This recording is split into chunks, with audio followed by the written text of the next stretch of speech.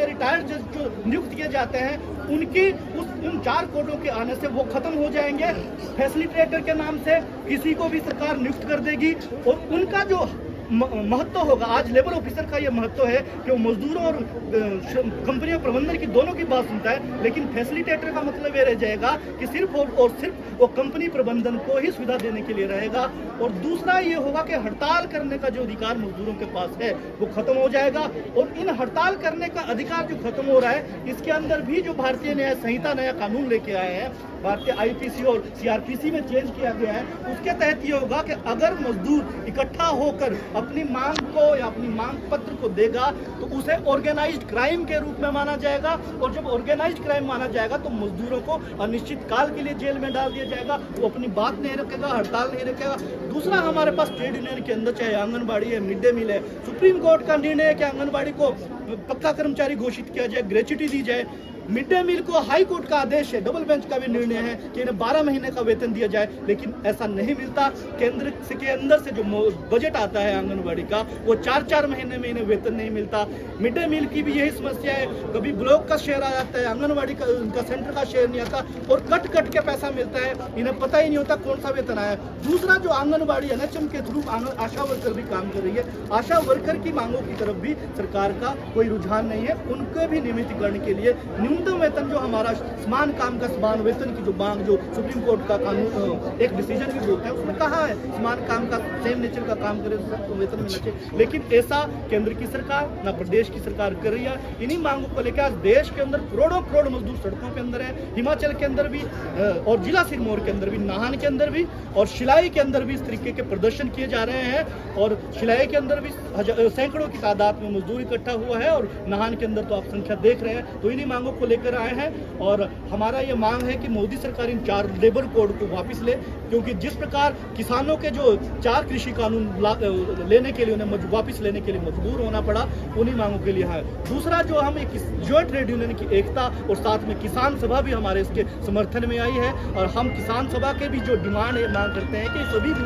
किसानों को 5 बीघा भूमि मिलनी चाहिए और सभी को जीने का अधिकार है। देश का कानून, देश का संविधान जीने का अधिकार देता है। और लास्ट में मैं इतना कंक्लूड करना चाहता हूँ कि केंद्र की सरकार हो या प्रदेश की सरकार, अभी आपने देखा होगा कि बोर्ड के जो चेयरमैन है, अध्यक्ष है, उनके वेतन को सरकार ने रातों रात इस आपदा में बढ़ा दिया है, 35,000 से 1-1 लाख कर दिया है। और उस पर सफाई ये दी जा रही है कि ये सम्मानजनक वेतन नहीं था। तो क्या आंगनबाड़ी और मिड डे मील जो सबसे कम वेतन लेता है 9,000, 5,000, या आशा वर्कर जो वेतन लेती है, क्या ये सम्मानजनक वेतन है? हम न्यूनतम वेतन की मांग करते हैं कि मिनिमम 26,000 रुपये और वेतन सभी मजदूरों को मिलना चाहिए ताकि उनका जीवन यापन आसानी से हो सके। आशीष कुमार, महासचिव सेटू जिला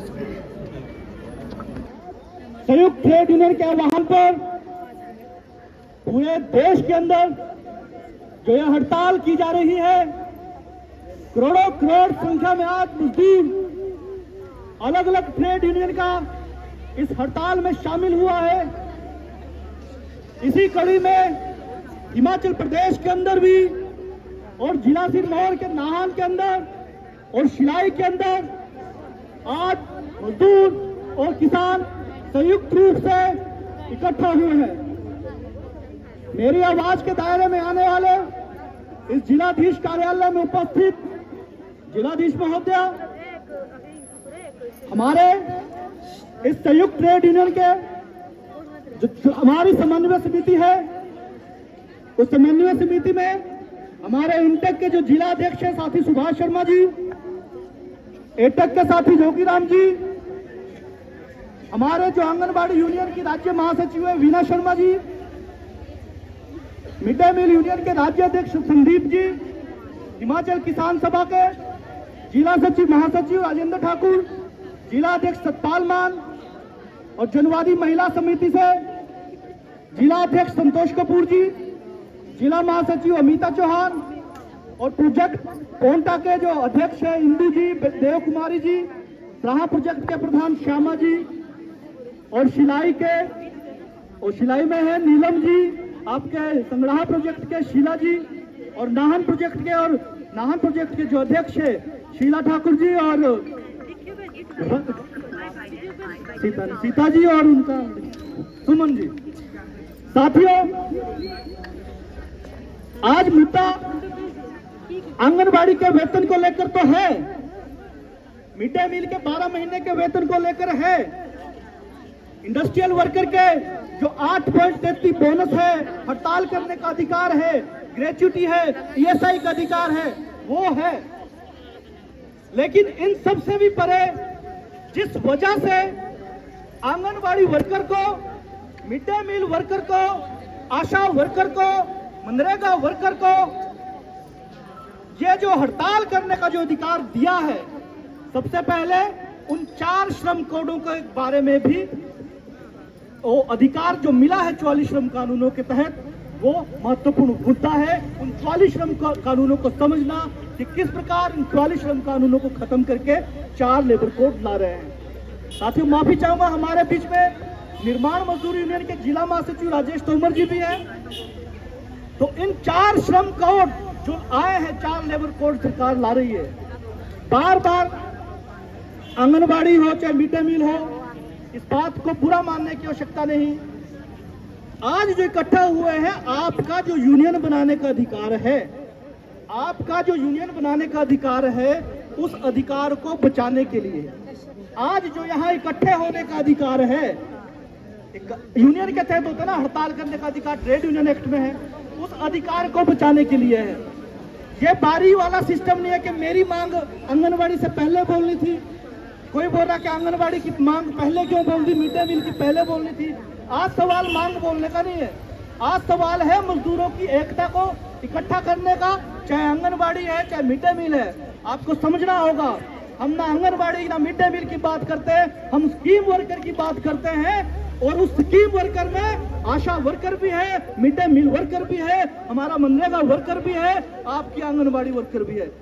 साथियों, देश की आजादी से पहले जब ट्रेड यूनियन बने थे, उस ट्रेड यूनियन में मजदूरों ने अपनी कुर्बानी देकर, मजदूरों ने अपने अधिकारों को खत्म करके 4 आपके ट्रेड यूनियन का अधिकार हासिल किए थे।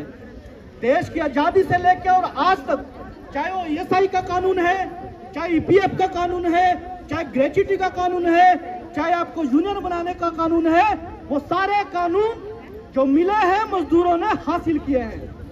लेकिन पिछले 12 सालों के अंदर क्या हो रहा है, जब से केंद्र के अंदर मोदी सरकार बनी है, धीरे धीरे करके एक एक करके सभी कानूनों को खत्म किया जा रहा है। और आज तक जो ये कानून बचे हैं, 44 श्रम कानून, ये 4 लेबर कोड जो लागू नहीं हुए हैं, इसका एकमात्र जीता जागता उदाहरण है कि करोड़ों की संख्या में मजदूर सड़कों पर उतर जाता है। और मोदी सरकार को हमेशा ही ये 4 लेबर कोड जो मजदूरों को बंधुआ बनाने के लिए है, उन्हें पीछे धकेल देता है।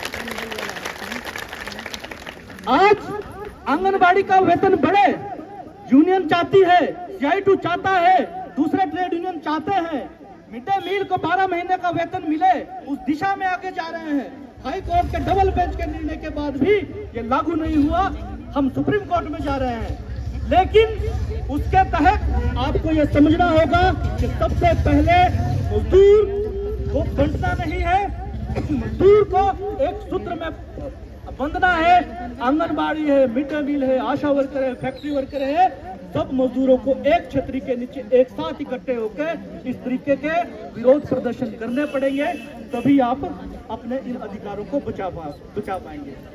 दूसरी बात समझने की यह है कि हम हर बार वेतन के बढ़ोतरी के लिए इसकी बात करते हैं, लेकिन हमको समझना होगा कि जिस कानून के तहत हम वेतन की बढ़ोतरी की बात करते हैं, जिस कानून के तहत हम मिड डे मील का केस को हाई कोर्ट, सुप्रीम कोर्ट में ले जाते हैं, अगर वो कानून ही हमारे पास नहीं होंगे तो क्या हम इस तरीके से खड़े हो सकते हैं?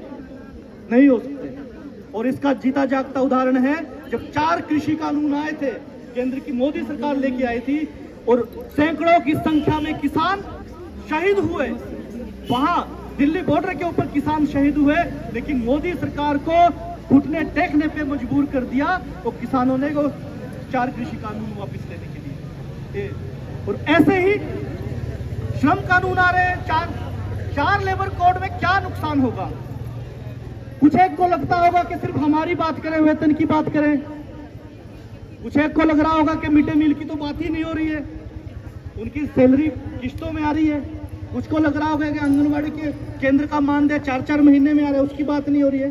वो बात भी होगी, लेकिन अभी प्रश्न क्या है कि जिस दिन ये 4 लेबर कोड लागू हो गए, आज जो हम इस तरह एकत्रित हुए हैं, अगर 10 लोगों से ज्यादा भी कोई लोग सामूहिक मांग पत्र देंगे तो आपको पीएनएस की धारा है, जो आईपीसी, सीआरपीसी, इनमें संशोधन किया गया है, उसके तहत आपको ऑर्गेनाइज्ड क्राइम के रूप में, एक सामूहिक क्राइम के रूप में सीधे आपको जेल की सलाखों के बीच में डाल दिया जाएगा। यह काम मोदी सरकार करेगी। इससे फायदा किसका होने वाला है? इससे फायदा किसका होगा? अदानी का होगा, अंबानी का होगा, बड़े बड़े पूंजीपति का होगा। जो बड़े बड़े पूंजीपति का फायदा होगा, जो कानून बनाए जाते हैं उनके लिए बनाए जाते हैं। आज रोजगार का क्या स्वरूप है? आप सभी के बच्चे, चाहे वो मनरेगा के अंदर काम कर रहे हैं, चाहे आंगनबाड़ी के अंदर काम कर रहे हैं, रोजगार का स्वरूप क्या है? नियमित रोजगार नहीं मिल रहा है। 108 का कर्मी है, 102 का कर्मी है। अभी 108 के भूपेंद्र जी जो जिला अध्यक्ष हमारे बीच में है, वो भी बात रखेंगे, आपको बताएंगे। 24-24, 22-22, 18-18 घंटे ड्यूटी करने के बाद वेतन कितना? 13,000। 108, 102 कर्मी को बीमार होने का हक नहीं।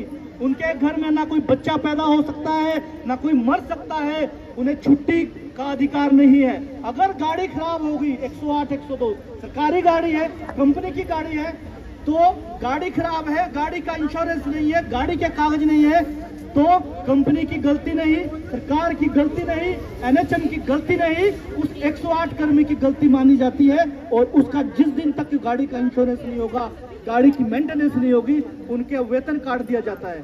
तो क्या यह शोषण है या नहीं है? है? जोर से बोलो, है शोषण? तो क्या इस शोषण के खिलाफ लड़ना चाहिए? आंगनबाड़ी, मिड डे मील बोलो, लड़ना चाहिए?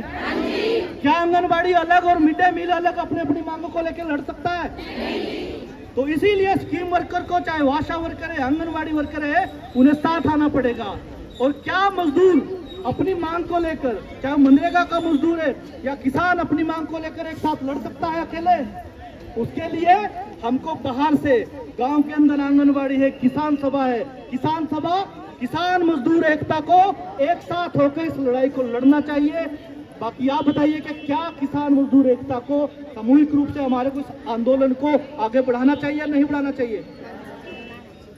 आज प्रश्न 26,000 रुपए वेतन का नहीं रह गया, आज प्रश्न 12 महीने के वेतन का नहीं रह गया। आज प्रश्न यह है कि आंगनबाड़ी बचेगा या नहीं बचेगा। आज प्रश्न यह है कि मिड डे मील की स्कीम बचेगी कि नहीं बचेगी। सबसे पहला प्रश्न आज हमारे साथ, हम पहले बात करते थे ना कि न्यूनतम वेतन 22,000, 26,000 होना चाहिए। आंगनबाड़ी बोलते हरियाणा की तर्ज पे वेतन होना चाहिए। लेकिन जब आंगनबाड़ी ही नहीं बचेगी तो वेतन किसके लिए मांगेंगे? तो इसीलिए ये 4 कानून जो आ रहे हैं, श्रम कानून आ रहे हैं, इन 4 श्रम कानूनों का खतरा ही यही है कि आपसे यूनियन बनाने के अधिकार छीन लिए जाएंगे, आपको इकट्ठे होने के अधिकार छीन लिए जाएंगे। अभी पिछले 1 महीने पहले हम, मेरे ख्याल से आंगनबाड़ी के डीपीओ ऑफिस में मिले थे। कौन कौन थे? गए थे शीला जी।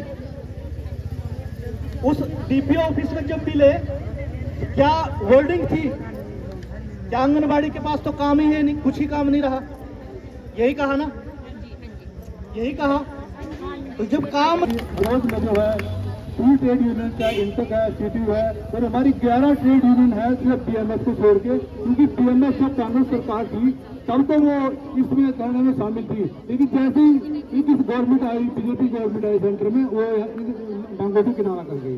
तो बड़े शर्म की बात है कि मजदूरों के हित के लिए वो काम नहीं कर रहे हैं।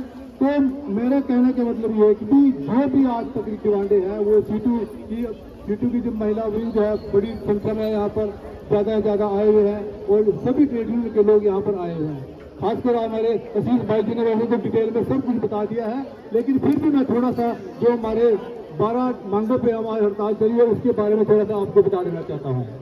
मजदूर विरोधी 4 श्रम कानून वापस लिए जाए और सभी श्रमिकों के लिए न्यूनतम वेतन 26,000 रुपये प्रति माह लागू किया जाए।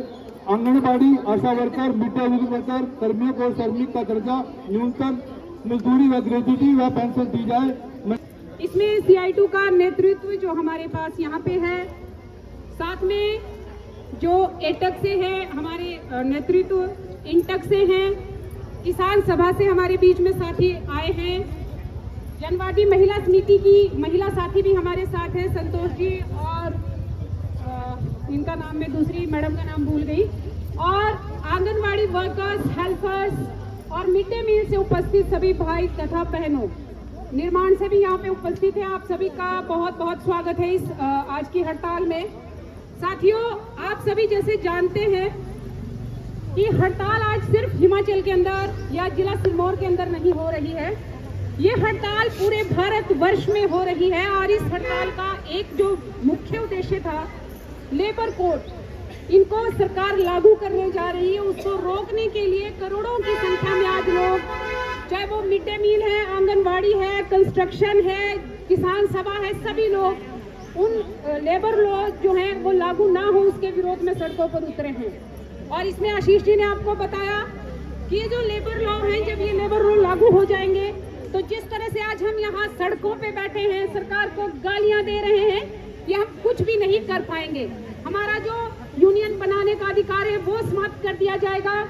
मैं आपको एक बात बता दूं, जो ये लेबर कोड लागू हो रहे हैं, इसके चलते जम्मू कश्मीर में भी अभी 4 ट्रेड यूनियंस की जो रजिस्ट्रेशन है वो रद्द कर दी गई है।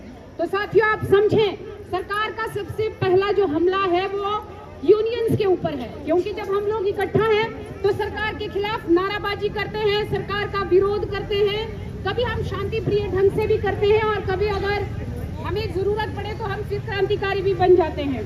तो ये सारा सरकार का हमला इस ट्रेड यूनियंस पर ही है, आम मजदूर पर इसलिए है कि जब आप लोग सरकार का विरोध करते हैं तो बहुत सारे जो वो अपनी मंशा जिसको लेकर चले हैं उसको बंद करना उनको पड़ता है, जो कि किसान आंदोलन ने भी आप लोगों के सामने साबित किया है। क्योंकि जो स्कीम वर्कर्स आज हम यहाँ पर बहुत इकट्ठे हुए हैं और मेरा संबंध ज्यादातर आंगनवाड़ी से है, मिड डे मील से है, क्योंकि स्कीम्स है तो स्कीम की जो पॉलिसीज हैं, पॉलिसी तो कोई बनी ही नहीं, लेकिन जो रूल रेगुलेशन है वो लगभग एक जैसे हैं। मिड डे मील भी हमारी तरह स्कीम वर्कर्स है, आंगनवाड़ी भी स्कीम वर्कर्स है, आशा वर्कर भी स्कीम वर्कर्स है जो हिमाचल के अंदर काम कर रहे हैं। और हम लोगों की दुविधा ये है कि जब 1975 से ये स्कीम चली थी तो दिन प्रतिदिन कामों का बोझ बढ़ता ही जा रहा है। और आज की स्थिति में अगर हम देखें तो डिजिटलाइजेशन के नाम पर सरकार शोषण वर्कर्स का कर रही है। ना हमें छुट्टी है, ना कोई मेडिकल सुविधा है, मर जाए तो भी कुछ नहीं, जिंदा रहे तो भी कुछ नहीं। तो आप लोगों को सबको पता है कि स्कीम वर्कर होना एक बड़ा ही अपने आप में दुखदायी सा पल है। हम सरकार के सामने जाते हैं कि हमें मानदेय की बढ़ोतरी कर दो, हमारे लिए कोई पॉलिसी बना दो, मानदेय नहीं वेतन दे दो, लेकिन सरकार के कान पर जूं तक नहीं रेंगती है। और आप लोगों ने अभी अभी देखा भी होगा कि जो हिमाचल की सरकार थी, उन्होंने जो बोर्ड के अध्यक्ष हैं उनका वेतन तो 30,000 से 80,000 तक बढ़ा दिया। और जब हम लोग बोलते हैं तो बोलते हैं कि थोड़ा स्थिति सुधर जाने दो, हमारा जब थोड़ा आर्थिक स्थिति बढ़िया होगी तो हम आप लोगों को देंगे।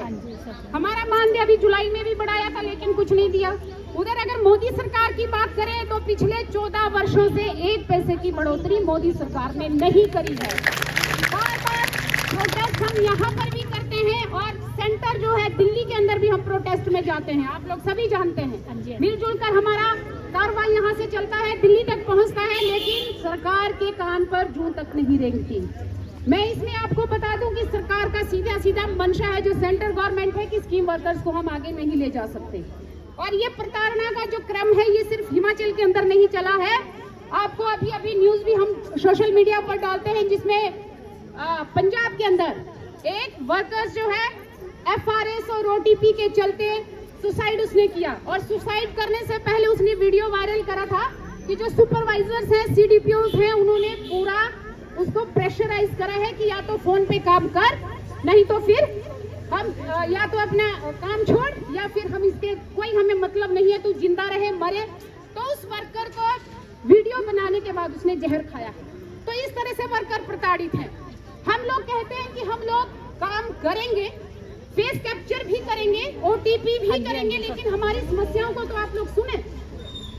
समस्याएं है, फोन नहीं है, कहाँ पर हम फेस कैप्चर करेंगे? अपने मैडम बोलते हैं हमारे सुपरवाइजर, फोन ले लो, 5G फोन ले लो, 4G फोन ले लो। काम तो करना पड़ेगा, दिन में करो, रात में करो, सुबह जाओ, शाम को जाओ, उनको कोई मतलब नहीं है। लेकिन 10 से 3 सेंटर में बैठो, उसके बाद फेस कैप्चर करो। अब दिक्कत कहाँ आ रही है? दिक्कत आ रही है कि जो हमारे लोग हैं, जो हमारे बेनिफिशरीज हैं, बहुत सारे बेनिफिशरीज ऐसे हैं जो दिन की दिहाड़ी लगाने जाते हैं, उनको काम पे जाना है। जब हम उनके घर पहुंचते हैं तो वो काम पे चले जाते हैं। काम पे वो चले गए। यूपी के अंदर मैं आपको बताऊं, एक आंगनवाड़ी वर्कर थी, तो डेली उसका जाना हो गया, फेस कैप्चर नहीं हो रहा, KYC नहीं हो रही, OTP नहीं मिल रहा, बार बार वहाँ पे जा रही है बेचारी। और जो बेनिफिशियरी का हस्बैंड था, उसने डंडे से इतना मारा कि उसके यहाँ पे सर्जरी करनी पड़ी। तो ये स्थिति है हम लोगों की। सरकार अपने दायित्व से पीछे हट जाती है, हम लोगों को कहती है कि करो करो करो, कैसे भी करो। फोन कई जो हमारे मजदूर भाई हैं जो काम पर चले जाते हैं, फोन उनके पास नहीं। मान लो वाइफ है, वाइफ के पास फोन ही, हस्बैंड फोन लेके चला गया, हम घर में चले गए, आधार में OTP हस्बैंड का है, हस्बैंड को बोलेंगे जी OTP दे दो, बोलता यही काम नहीं रह गया मेरा, तुम्हारे को OTP देता रहूं। लेकिन जब सरकार के सामने इन बातों को रखा जाता है तो बड़े सफाई से कहते हैं कि हो जाएगा, आहिस्ता आहिस्ता करते रहो। लेकिन ये जो शोषण है FRS का, OTP का, एक इसमें और ही शोषण है। राइट टू फूड एक्ट के अकॉर्डिंग जो भी बच्चा है उस बच्चे को पोषाहार मिलना चाहिए। लेकिन अभी क्या हो रहा है, बोलते हैं कि आधार से वेरीफाई करना है, आधार नहीं है तो बच्चे को राशन नहीं मिलेगा, बच्चा आंगनवाड़ी में आ नहीं सकता। बच्चे तो वैसे ही प्री नर्सरी के माध्यम से स्कूलों में जा चुके हैं। जो बच्चे बचे हैं, अगर आधार नहीं है तो आप उसका ना तो रिकॉर्ड रख सकते हैं, ना उसको कोई बेनिफिट दे सकते। तो सरकार का जो राइट टू फूड एक्ट के अकॉर्डिंग है, उसके तहत भी बच्चों का जो भोजन मिलने का अधिकार था उसको भी सरकार छीन रही है, और उसका सीधा असर हमी वर्कर्स के ऊपर पड़ता है। लोग कहते हैं कि शायद इनका कुछ अपना मसला होगा जो ये बच्चे को एंट्री नहीं कर रहे हैं। बाहर से कोई भी आ रहा है, बिहारिया है, कोई दूसरे नेपाली आ रहे हैं, तो वो भी बोलते हैं कि हमारा बच्चा आपके पास पढ़े, हम चाहते हैं।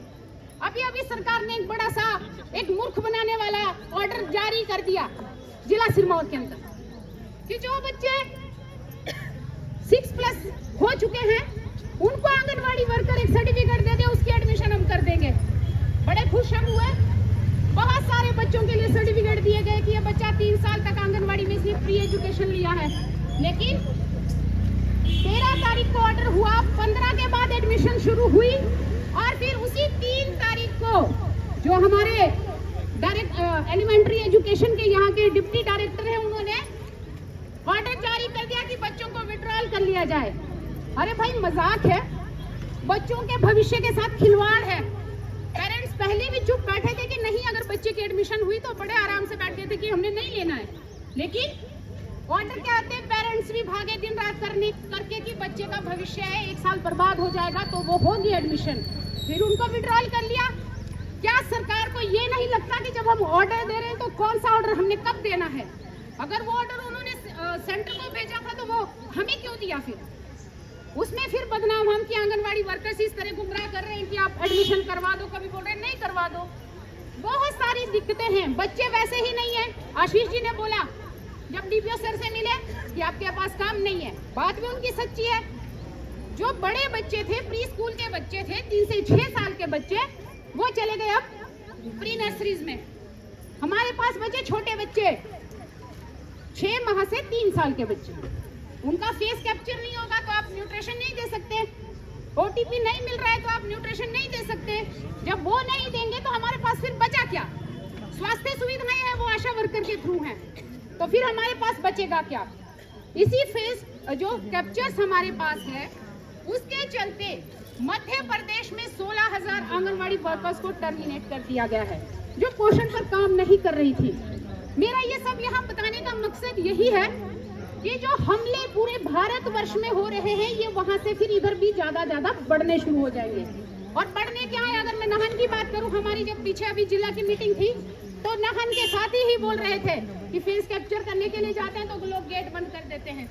जो हम ग्रामीण क्षेत्र में हमें थोड़ा लोग तब भी ऐसे सोचते हैं कि नहीं अपने रिश्तेदार है, अपनी आस पड़ोस की है, लेकिन बाजार वाले लोगों को इससे कोई मतलब नहीं है। गेट बंद कर देंगे तो किसका ओटीपी लेंगे, किसका फेस कैप्चर करेंगे? हाँ, एक बार में काम हो रहा है, हम नहीं बोल रहे, पूरा महीना पड़ा है, हम कर लेंगे, लेकिन उसके लिए सुविधाएं दो। पोषण ट्रैकर ऐप है, उसको अपडेट करो, फोन अपडेट करो, रिचार्ज का पैसा हम लोगों को मिले। सीबीस हम लोगों को हर महीने 2-2 बार करनी पड़ती है, लेकिन आपको पता है कि पिछले 1 साल से कोई पैसा नहीं आया है। बार बार बोल के कि दे दो तो बोलते हैं। डायरेक्टर के पास हमारा डेपुटेशन गया, डायरेक्टर ने सीधा कहा कि सारा फंड आ चुका है, हमने सिर्फ रिलीज यहाँ से करना है।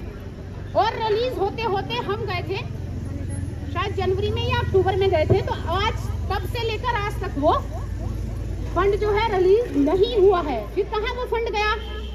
सीडीपीओ से बोलेंगे सर सैलरी, पिछले 3 महीने की सैलरी डाल दी, अभी मंथली मीटिंग में बात हो गई सर से कि सर सैलरी दे दो, तो सर बोलते हैं कि अभी तो आई है।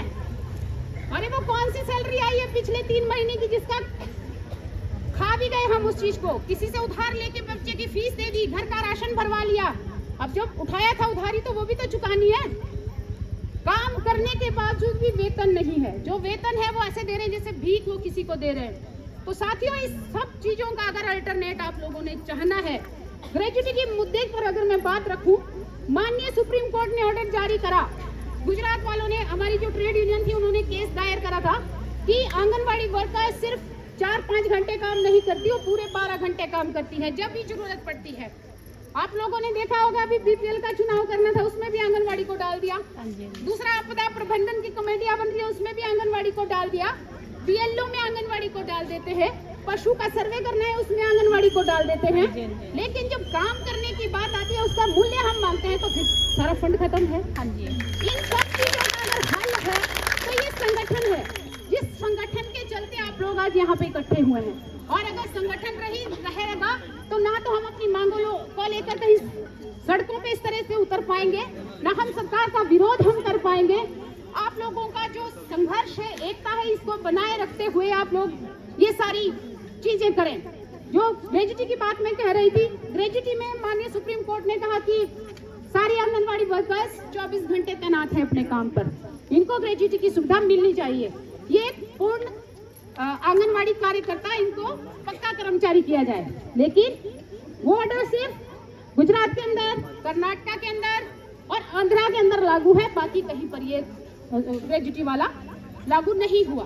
तो ये क्या है, जब सुप्रीम कोर्ट सबसे बड़ा जो कानूनी हमारी प्रक्रिया के अंदर आता है, जब उनके ऑर्डर को ही कोई सरकारें नहीं मानी, चाहे वो राज्य की सरकारें हैं, केंद्र की सरकारें हैं, तो आम आदमी के अधिकारों की रक्षा कहां पर होगी, ये आप लोग समझ सकते हैं। हमारे मिड डे मील के साथी भी हैं, सुप्रीम कोर्ट का जो हमारे राज्य की हाई कोर्ट है, उन्होंने ऑर्डर जारी करा कि इनको 12 महीने का वेतन दिया जाए। एक सरकार आती है कि इनको नहीं देना है, जब 10 महीने काम कर रहे तो 10 महीने का दो, और ये उसको लेकर फिर सुप्रीम कोर्ट में केस कर देते हैं। तो ये जो मजदूर है ये अपने अधिकारों को लेकर भी कहां जाएगा। सिर्फ एक ही रास्ता बचता है कि हम संघर्ष करें, इकट्ठा हो और अपने संगठन को मजबूत करते हुए अपनी लड़ाई को सिर्फ आंगनबाड़ी तक सीमित ना रखें, अपने मिड डे मील तक सीमित ना रखें, आशा वर्कर को इसमें साथ में जोड़े, मनरेगा मजदूर को इसमें साथ में जोड़े, किसान सभा को साथ लेकर चले। अपनी शक्ति को जितना बढ़ाएंगे, सरकार को परास्त करना उतना आसान हमारे लिए रहेगा। इन्हीं शब्दों के साथ धन्यवाद।